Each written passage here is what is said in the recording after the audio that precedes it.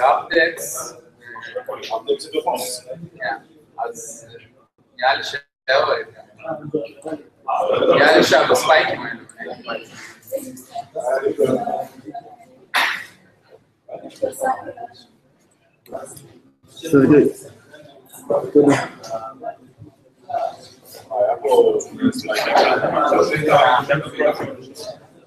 אבל היה לי קיבלתי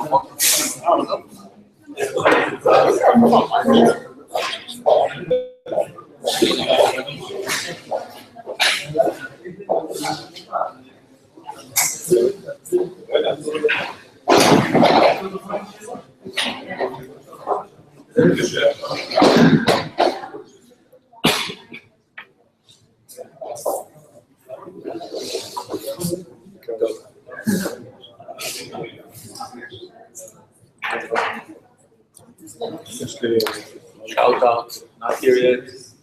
You know, if shout out are coming, someone saw them. Us? And guys here. Yaron is on his way. Okay. Let's start. We have a few updates. I wrote them down. So next week, the YGLF conference. As a guild, we had 20 tickets. I split them. Every developer, not every, most of you got one day. If some of you didn't get, don't be insulted. I had to quickly assign tickets to people. I still have like a place or two, and maybe people will cancel. And if you're canceling, let me know, because someone else will use your ticket. So contact me. I'd like the people that will go come with the Wix t-shirt. One of the main reasons we're there is to promote Wix and to help hire more developers. And be open. If you're not supposed to sell Wix if someone is talking with you. But if some people are talking to you, be open. You're welcome to say what you're doing. Igal is not here, but Igal is talking. He's on the, if on the first day or on the second day? He's on the second. He's on the second day. So if you didn't get to see Douglas Crockford, you'll get to see Igal Stekelov. What? So next week we will not have the NG meeting here. So the conference will be instead. Also, Ben had a good talk on Sunday in Rehovot. Not enough people came, but hopefully it's a start. Again, we're promoting Wix in Rehovot to get more engineers in the Beersheba office. This is where we are. We're hiring. Angular 1.4 is out.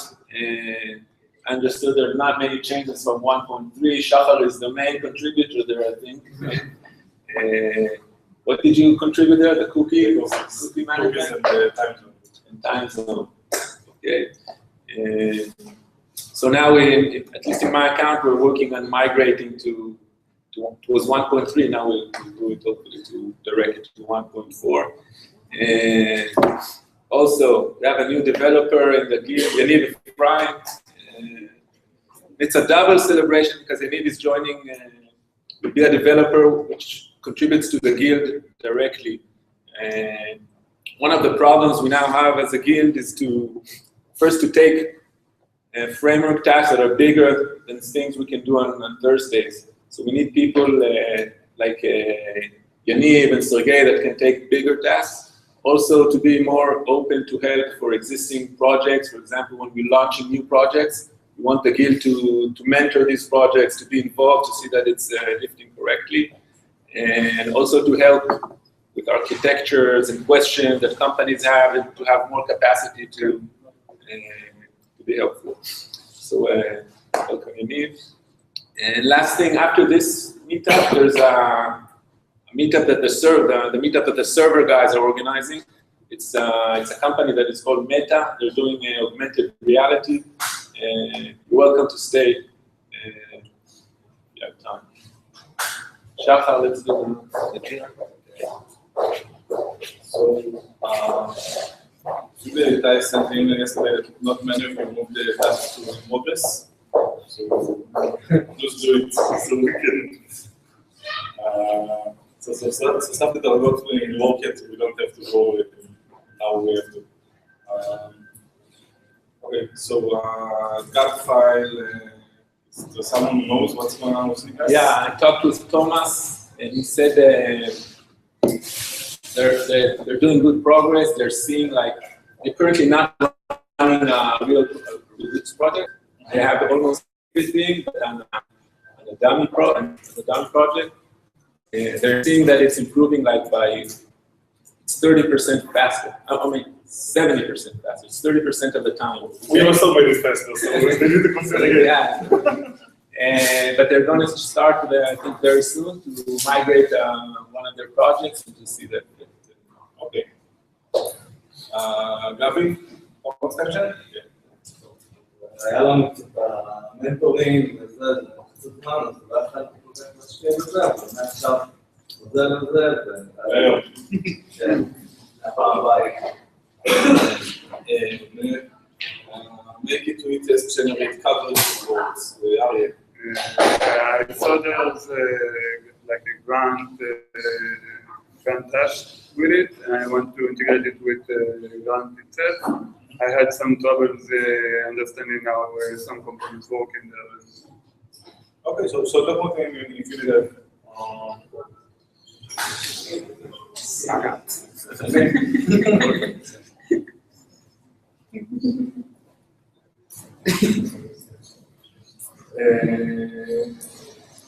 Velocity engine. What was that for Gil? Gil not here. Okay. Optimize grant start was trigger. You're here. So I was going. You want to update about what I did? GSCS and GSS now runs things only on modified files, not on everything. So it's faster in watch mode, but still maybe there are more compartments that could be do the same. Plus, I did a bit of optimization in the Hamel task because Hamel just transformed file serially one after the other. It was really slow. It was like 10 seconds if you have a lot of farmers. And now I rewrote the plugin for Hamel and just added it in parallel. And now it's like 10 times faster. But only matters if you use Hamel. Okay, CSRF, I'm practically done.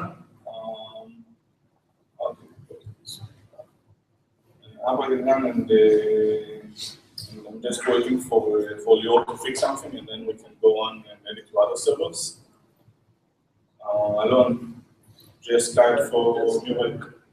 I didn't have much time working, but still did support. I'm reporting bits, but I can't see that. I still can't see anything. Okay. So again, something similar. So we on it. CSI experiments make sense. You guys nothing? Drop-down design is not now. Namespace parameter to storage not yet. Just ask if something is in progress already. Sorry? You started working? Yeah. Okay. So we don't have nothing to do with it. Station, film, Jasmine, Getting started. source method, did anyone start with it? I know that you did. But it's finished the first step. Yeah. And does it work? You help him working with stack traces and Nuvalent because I talked with them and they say that they don't support source maps. Yeah, but we work in a different tool, Reagan. Reagan, okay. With Reagan, there's a support? But I don't know if Okay. I think that's about it. SAS source maps. Maria? It's in progress. Progress. Okay, so let's get just progress. And that's it. There's one task that I want to find someone to take it. So we are a bit worried that we don't have nice linting in TypeScript. And we looked at TSLint and the JCS, and we didn't really have good rules or something comfortable to work with. But I looked at Angular 2, and they are using something that is called claim format, which should be really good. So does someone want to look into it about how to integrate claim format with Arabic? Felix. Silence. Yeah,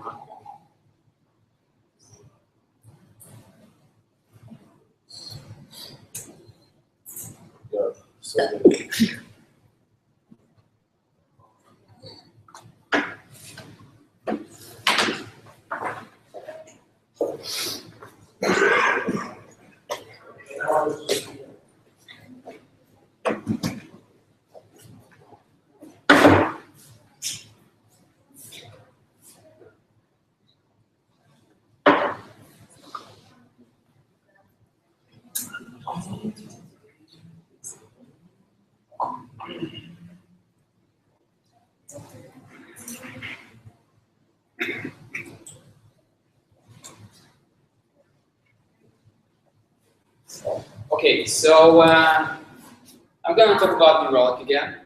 And one of the tasks that we wanted to look into in the context of my account is to probably measure the loading time of my account. So probably most of you are familiar with this graph of browser loading time. And for my account, it's 6.95 seconds right now. And it's apparently too much. So I dive into and figure out more or less how we can measure the loading time of single-page applications, because I had several conversations with New Relic, and they have several issues because, first of all, they don't understand what is single-page application. And this graph, they finish measuring it when onload event of browser is called. And from the New Relic's perspective, the page is not loaded. But for single-page application, it's not actually it's not the case, because before that we have DOM content loaded event when Angular starts working, and onload doesn't mean that Angular stopped working and user sees something on the screen. So that basically means that this graph is not exactly accurate. And another point that we wanted to look into is navigation inside single-page application. And here, this graph can help us at all. So what I went to is here. So New Relic added the JavaScript API, so we can use in order to tweak the behavior to the way we need. And they have these are all the methods that they have. I'm not going to go through all of them. I will just concentrate on two main methods that we use. And first, and the very simple one, is New Relic finished. What does this mean? It basically means that whenever you understand in your code that your app is done loading, you can file this event with a timestamp, and you will see it in a session trace. So basically, that means that we know where our app is done loading, and we can notify New Relic. Besides that, we can use also add to trace, where you send the event name and start time, and you can actually even send the end time. And this is the way to send custom events to the session trace. And you will see them as well there. These we'll use for navigation between when the route is changing. We didn't get to that here. But what I can demonstrate to you already, the finished event. So here I have a stock trace, a session trace, sorry. And here you can see it.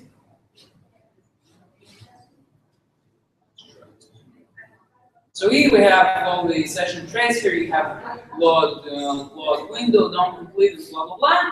And here you have a finished event. So this is the event that we are firing. So this is good already. At least in session trace, we know and we see exactly the point when my account is downloaded from our standpoint. So now we used another tool of New Relic, which is called Insights. Because even if we send our custom events, it doesn't influence on the graphs and dashboard. They still remain the same, and they don't have capability, at least yet, to create custom graphs. But New Relic Insights is it's like combination of their query language. They call it New Relic query language. The syntax is very similar to SQL, where you can write queries, and they gather all the information about page views, about page actions, about transaction on the server side. And here, so I created two graphs, and if you go, for example, and explore. And here you can see all the events, and here in page actions, you will see the finished event that we're sending. And here is all the time since load, for example. Like this is the key parameter that we're interested in, which basically means time since load. It's this one, which basically means when the user started navigating till the time the event finished was fired. And based on those measurements, we now can build the graph and have a much more accurate picture of what our loading time. So if you compare it, so here I have an average of that time to load, and here I have a histogram. So if we take a look and compare it to the dashboard graph, where we have 6 seconds, more or less loading time. Here we have 4 in minus. What does the graph show minus times? I have no idea. Okay. This is gonna be my next call with New Relic to understand, because we have some noises here, so we set the shower yesterday and tried to tweak it, because they also sometimes send events that finished event was sent after 3 hours. For example. So we still have work to do here, but for now, I made also some research with the other tools. What New Relic gives us is more or less complete holistic solution for monitoring as well as erroring. They will have source map support with GS errors. I asked them specifically, and they said that they're working on that, and they should release it somewhere soon. Yeah, that's basically it. Explain how can other teams use it? Yeah, sure. So the changes in Wix BI Logger. So if you use Wix BI Logger and you report, you call the method report and ready. So on your first load, it will also send the request to New Relic. And so basically, everyone who's using that library, you can build the same graphs for your application. You just need to say in the query. So here I have app name Wix dashboard engine web app. So you need to change it to your web application, and basically everyone who's using these Power component can get it. So you need to build a new query. You will need to build a big query. You can just copy and paste. The query generates the dashboard, or the dashboard uses a query. You also need to define the dashboard. Which dashboard? We have like a dashboard with two graphs. Yeah, this is our dashboard to define your own dashboard. So we need to do Yes. That's it. What's the histogram set? What's the X and Y?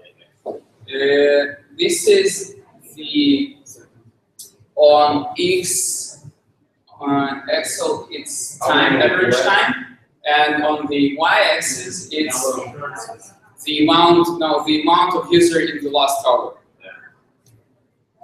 So most users are. So most users we have around 3.25 loading time for 8 or almost 900 users. The default New Relic gave us much worse. Yes. Do we know and you understand why? Why Not yet.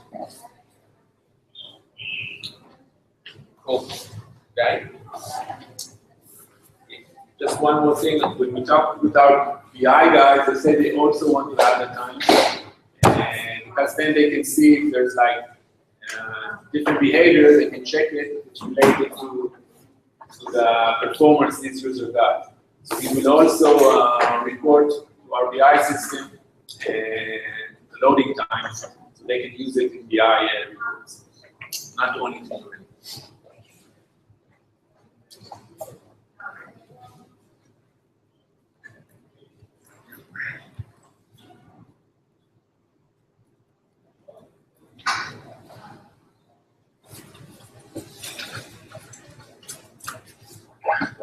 Hi, I'm Guy from the Shoutout team, and I want to talk about our experience with the Facebook Ads API, or Marketing API. But first, just to get you into context, we'll talk for a minute about Shoutout. Shoutout is a small editor that creates a single page or a landing page. And once it's ready, you can share it via email, integration to the contacts, Wix contacts, of course, or share it via social networks. Users, as almost all users, are small businesses, and this is how the product is designed. Basically, what you need to do is just create a small landing page, just put a title.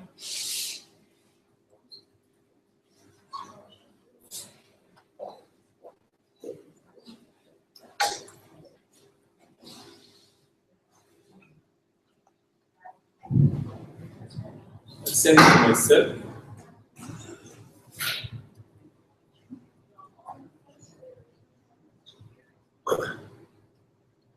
And this is it.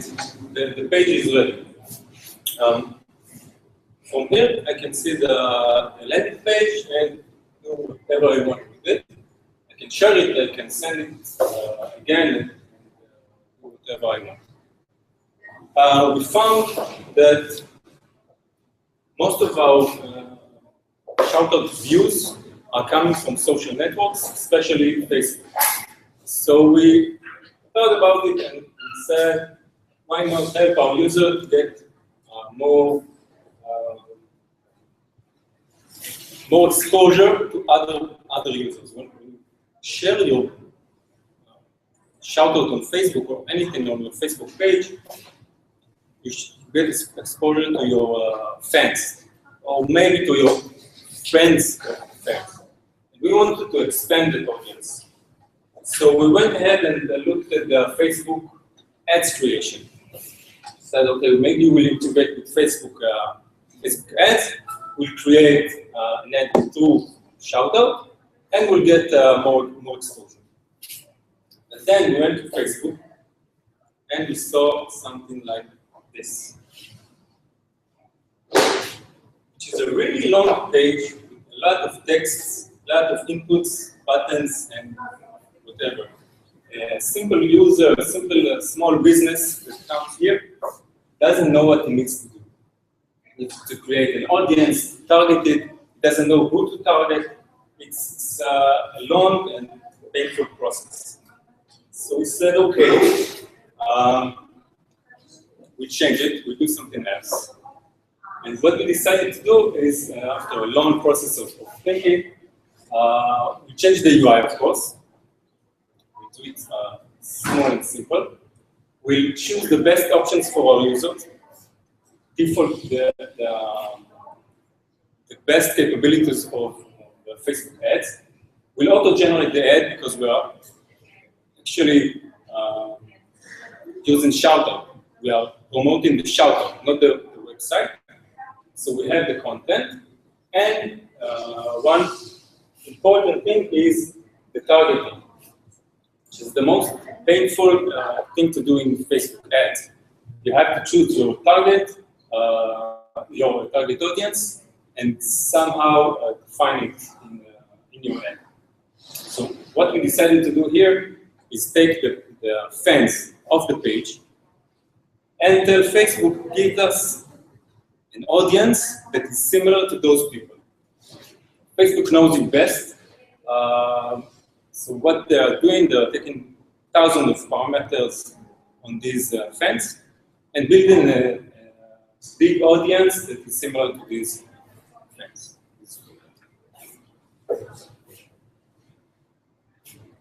So what was required from us when we created the product? First of all, we had to use the Facebook API, of course, which is called Facebook Marketing API. But what we discovered is that this API is not very mature. Not a lot of companies do use it. And what we discovered from Facebook that no one actually done what we are doing, what we're going to do. Usually when companies use the Facebook Ads API, they're doing it for themselves. They're not doing it for other users. Of course, we had to deliver this product quickly, so due to all kinds of decisions, we had to develop this on client side only. We didn't have a server side at that point. So we used the JavaScript SDK, of course,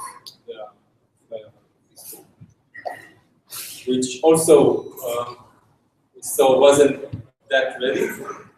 One more thing is we had to support 2 Facebook apps inside one single page. Talk about that for a minute. When you use the Marketing API, you get a special token. The way Facebook works is when I ask for a permission from user to do something on his behalf, I get a token, and this token is valid for a specific time. If I ask it from the JavaScript SDK, I'll get the token that is valid for 2 hours. If I'm asking it from the server side, I'll get it for 60 days, I think. But if you're using the Marketing API, you're getting a token after permission from Facebook, of course, a token that is infinite. It doesn't expire ever. So it means I can get this token once the user approves. I'm getting the token, and months after, even if the user didn't log into my system, I can do stuff on his behalf. So I can manage his ads. I can see his insights regarding these ads. So on one side, this is great because we have an infinite, never-ending token. But on the other hand, when we want to use specific permissions, other permissions, Facebook didn't allow it because we had another requirement in Shoutout that said we want to post on the user behalf on his feed, on his private feed. So if a user creates a Shoutout, we want to be able to automatically share this Shoutout on his feed. And this requires a specific permission, but once we asked it from Facebook, they said, no, no. Look, if you have a token that never expired and the permission to post on his behalf, on the user behalf, you can do it 1 year later. And we can't allow you to do it. We allow you to use this token for ads, to publish ads or see insights of ads, but not post on the user behalf on his private feed. So we had, what they told us is, okay, go ahead and create 2 Facebook apps, one with the Marketing API and one with the posting permission. So okay, but we have only one application, one single HTML file that needs to consume these apps, and Facebook doesn't support it. Facebook supports one app in one action, in one page. So we have to solve this. Standalone, in the beginning of the product, we understood that this product might be useful to other companies. So we wanted to build it as separated as possible from Shoutout. We wanted to be working as a standalone. So every company can take this and use it whenever they want. This was another requirement. And then the last requirement requirement was technical. Shoutout is becoming big, the code is becoming large, and the builds are becoming longer. We didn't want to overload with more code. Facebook product that we wanted to plan was not very simple, not very small. We didn't want to put this code inside Shoutout's code, especially when we wanted it to be standard. So this was another requirement. Let's see what we came up with. This is the Shoutout that we just created. You can share it, of course, Facebook, Twitter, Pinterest. But if you choose to advertise in Facebook, you're starting this flow. You start by selecting the page you want to create an ad on. The next phase, you change the content. You were supposed to get an approval. Yeah, he remembers me because I approved minutes ago, so he remembers me. The content of the ad is taken from the Shoutout, so the ad is pretty much ready, but we can change whatever we want.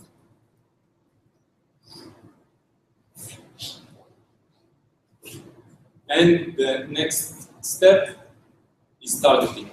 So as I mentioned before, behind the scenes, what we're doing is taking the fans of the specific page I showed before, and we're asking Facebook to give us an audience that is similar to those fans.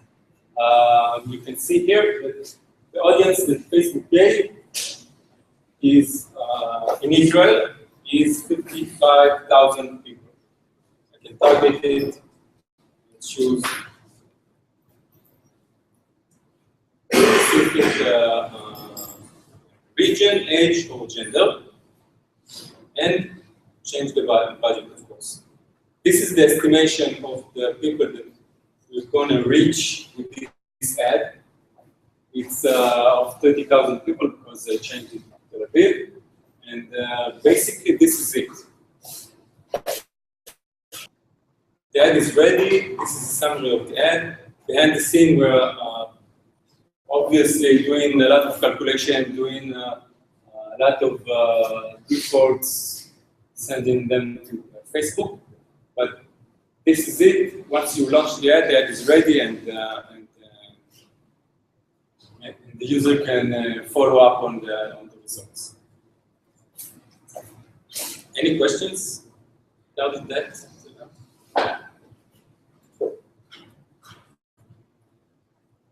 Okay, so what we did eventually,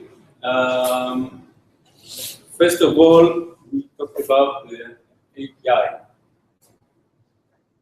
Facebook API, we use about 28, 29 API calls to Facebook in order to create the product that you just saw. 29 mandatory API calls. Just to create the ad itself, eventually, we use 6 API calls. We have to create all of the ad levels and creative and all this other stuff. So what we did, we took all of the calls API calls that we needed, we wrapped them in promises and wrapped the errors that Facebook sent us, categorized them so we would be more convenient. Regarding the supporting 2 Facebook apps, we got a solution from Facebook. What we are doing is putting a small iframe inside our app. In this iframe, we just load the second Facebook app. So we have Shoutout. In Shoutout, we have a single Facebook app, which is the marketing API app.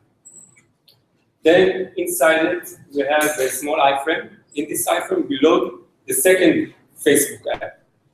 So we have the post permission in the second app. Then we can access this Facebook object from outside. Then we can call whatever we want. You usually need to give consent for both apps. For both apps, yes. So you pop them twice. Yeah, but it's different scenarios. When you want to advertise, we give you, we are taking the first app and asking permission. If you want to share automatically, which is a different scenario, you'll have to approve again. Yeah, it's not the best experience, but we didn't have any.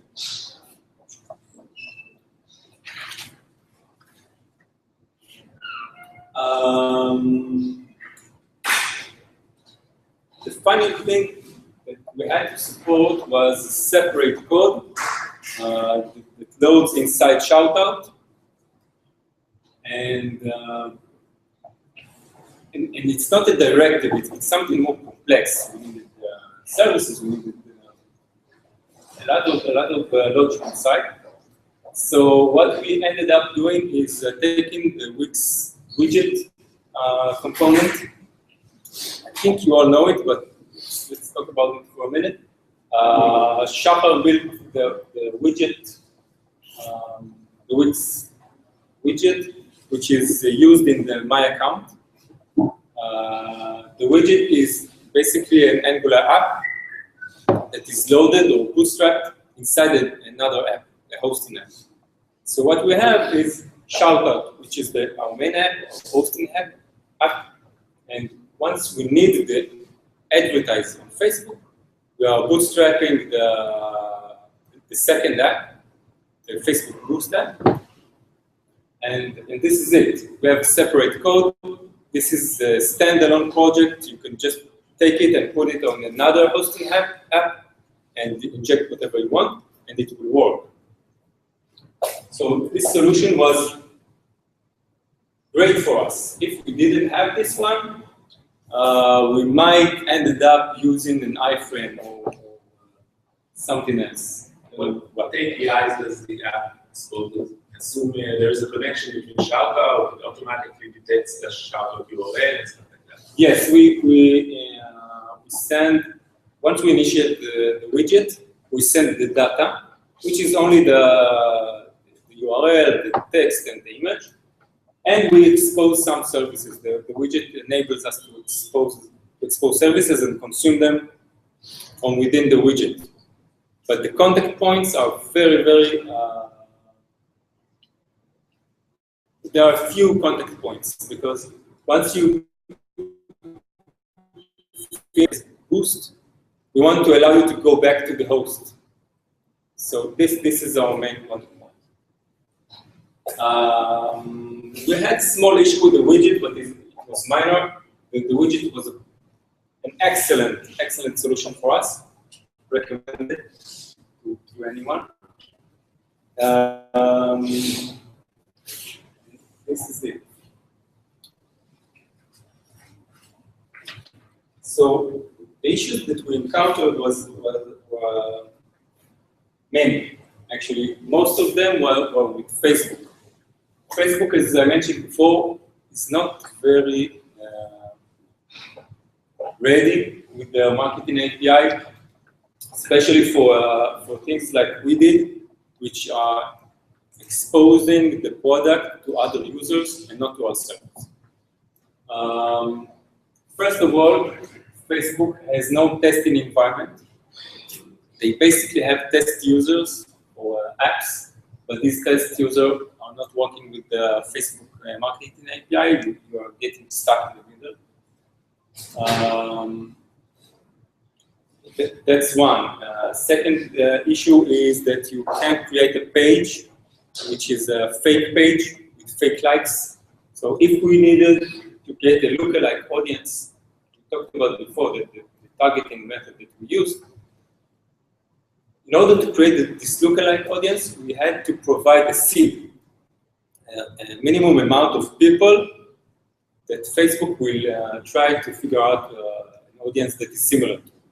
So the minimum audience is 100 people. So in order to test our product, we had to have a page with 100 likes from the same country. $5. $5. Yeah. $5 in average.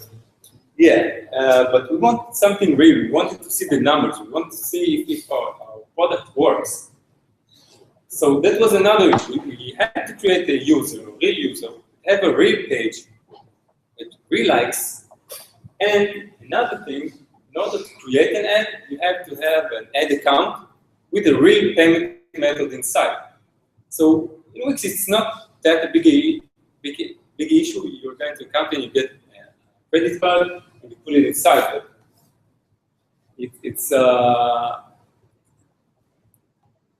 it wasn't that easy to create everything just in order to test your development product. In addition to that, once you create an ad, it goes to Facebook for a review, and it gets approved or rejected. So every test we did, even just to test the API or the promise that we wrapped around the API, we had to create an ad that goes to review in Facebook. And this presented a problem once we got blocked by Facebook. Once we created too many ads or did something wrong. And Facebook basically says, go to hell. We don't want to help you. We blocked you. We asked why. They said, you did something wrong. Our rules doesn't allow that. But what we did wrong, they don't say. So we got blocked once. So we opened a new account, which wasn't that easy. But we opened a new account, a new credit card, another page, and we tested again. And then we released it to Wix users. And so once we released it to Wix users, they blocked us again. So 2 credit cards were blocked, couldn't use them. The 2 accounts and the 2 users. The accounts, I mean ad accounts, on which you advertise. So we couldn't solve it until our contact on Facebook went to San Francisco to the team that handles the blocking of the accounts and released us. And it was kind of a hell because once you release it to its users and you can test the product, it's a bit of a mess. So we had a lot of problems regarding this issue. If there wasn't testing of the environment, we could do everything we want just on the development. Okay, the next thing was documents, documentation mistakes and missing information. Because Facebook improved a lot on their documentation, and it's pretty good, but we encountered some issues on there that also got us stuck. So, for instance, we use the geolocation API, on Facebook lists. When I type Tel Aviv, send it to Facebook, they give me the results. But apparently, what Facebook says is we support zip code, city, region, or whatever. Just type in and we'll give you the results. So, okay, we use that. That's the recommended way to use in Facebook. Because you can say, I want to search for city, region, zip code, or everything. So we search everything. That's what they recommended in their documentation. But apparently, this is supported only in the USA. So if you type Tel Aviv, you get nothing, or you get partial data. This was the first example. Another example is minimum budget. When you create an ad, you have to create an ad that is, it has a limitation of the budget that you have to pull it. You have a minimum and maximum per house. So they provide us this list, which is half of the list.